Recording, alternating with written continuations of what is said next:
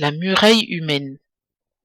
Mon grand-père Mam Degerfit Mbaye était un Jaraf dans la hiérarchie de sa collectivité.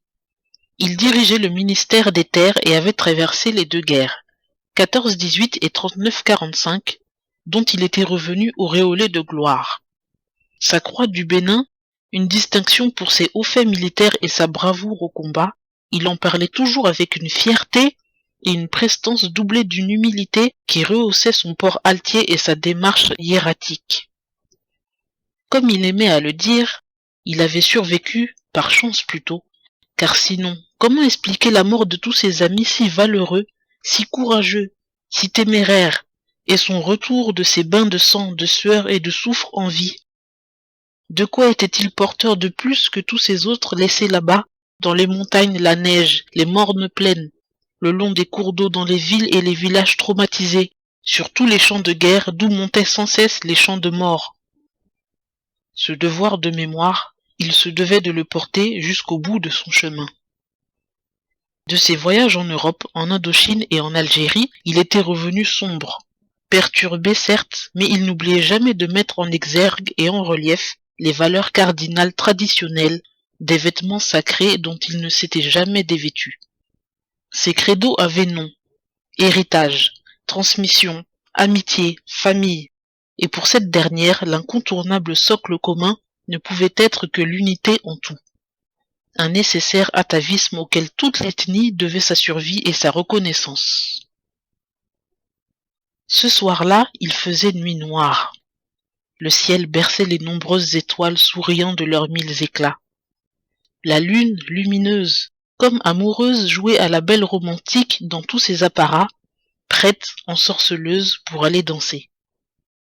Là-haut, l'ambiance était des plus chaleureuses et festives, parée de la magie des halos d'un bonheur naissant. Grand-père appela plusieurs fois mon père qui finit par répondre d'une voix sourde. « Mbaekao, tu réuniras tous les enfants de la concession, quel que soit leur âge, après le dîner. »« Oui, papa, » répondit docilement et respectueusement mon père, sans se poser une seule fois du monde le pourquoi de cette réunion nocturne et intempestive. La parole du vieux avait fonction d'autorité.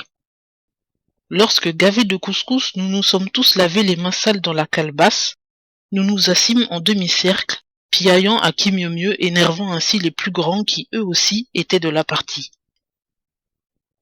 Dès qu'il apparut dans son magnifique boubou au fil doré et qu'il s'installa confortablement dans le moelleux fauteuil que lui avait installé ma mère, le silence qui suivit fut assourdissant et pesant, presque coupant comme une lame de rasoir.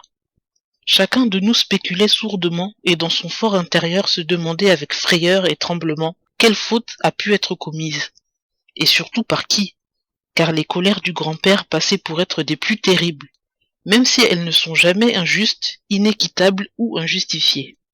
« Bonsoir les enfants, » dit-il calmement et clairement, après un raclement de gorge.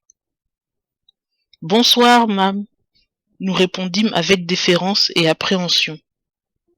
Sans aucune explication, il sortit d'un sac qu'il avait placé à ses pieds de petits morceaux de bois, des brindilles qu'il avait données à l'aîné pour qu'il en distribue un à chaque présent.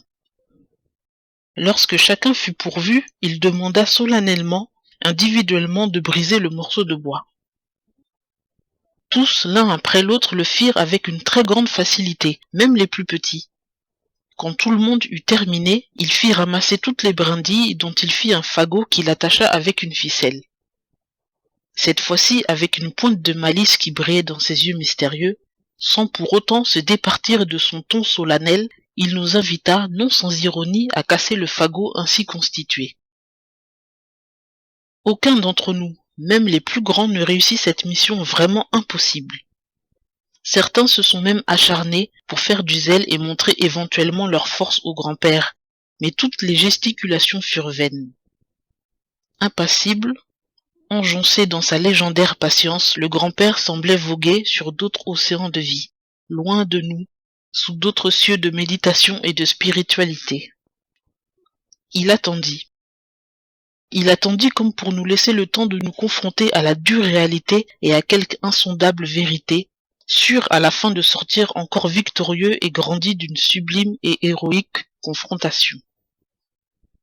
Une fois que nous nous sommes tous cassés les dents sur la dureté du fagot, incapable ne serait-ce que de simplement les brécher, Mame fixa ses yeux affectueux et profonds sur nous. Mais quand ces mots fusèrent, débités lentement, mais fermement, on avait l'impression que son message s'adressait au-delà de notre assistance, focalisé sur un point là-bas, vers l'horizon, vers l'avenir, vers le futur. Lorsque les Français ont débarqué avec leurs méthodes bien rodées, de diviser pour mieux régner, ils nous ont trouvés déjà unis, car nous étions en avance sur eux. La collectivité Lébou avait une république bien hiérarchisée, où les gens se concertaient.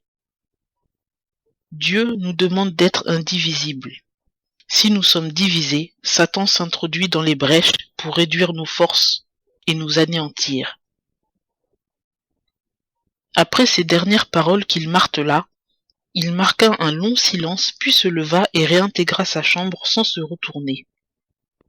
Nous restâmes assis là, silencieux, dans la peur de briser cette quiétude qui semblait planer au-dessus de nos têtes, comme si tous en cœur nous étions en train de digérer le nourricier et collectif aliment que venait de nous faire avaler Mame.